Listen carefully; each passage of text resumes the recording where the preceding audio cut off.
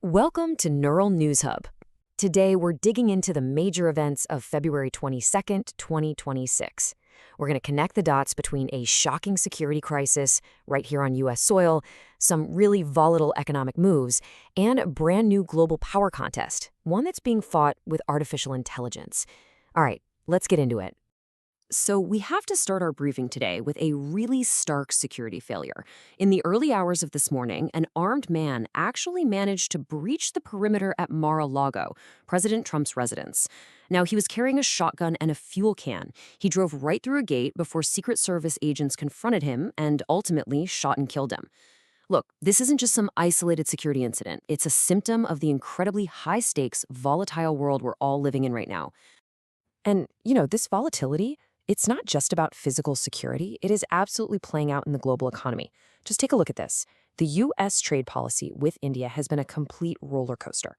I mean, in less than a year, we've seen tariffs swing from 26%, then they rocketed up to a staggering 50%. Then they were negotiated back down to 18%, and now a Supreme Court ruling has forced a reset to a 15% global tariff. This is not stable policymaking. This is a whirlwind of deal-making that's creating massive uncertainty across the globe. But, and this is important, inside all of that chaos, there was a very clear strategic goal.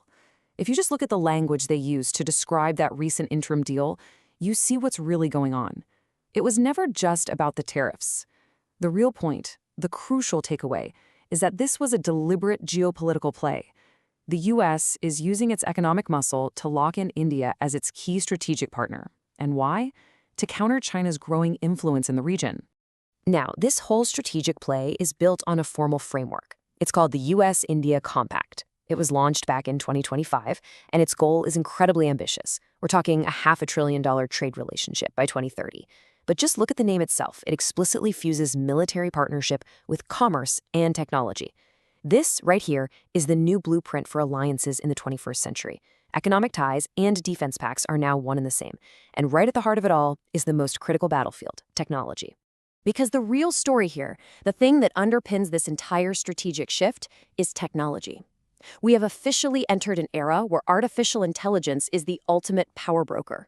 Whoever has supremacy in AI, well, that's who will have national and military dominance. It's that simple. And this is exactly where that U.S.-India alliance is placing all its bets. So this new U.S.-India AI opportunity partnership is basically the engine driving the whole strategy. It's a direct promise to outcompete and out-innovate any adversaries. And get this, they are explicitly rejecting what they call regulatory paralysis driven by fear in favor of just pure speed and scale. The entire goal is to build a secure, trusted, and totally integrated AI ecosystem between the two countries, pouring fuel on everything from venture capital to joint research on critical things like data centers. But here's the twist. The U.S. isn't the only one making these big strategic moves. A completely new model is rising up from the global south, and it's directly challenging the Western tech monopoly we've known for decades. This new India-Brazil digital partnership, it's built on a totally different idea. Instead of closed proprietary systems, think of, a single company's app store, they're building open digital highways.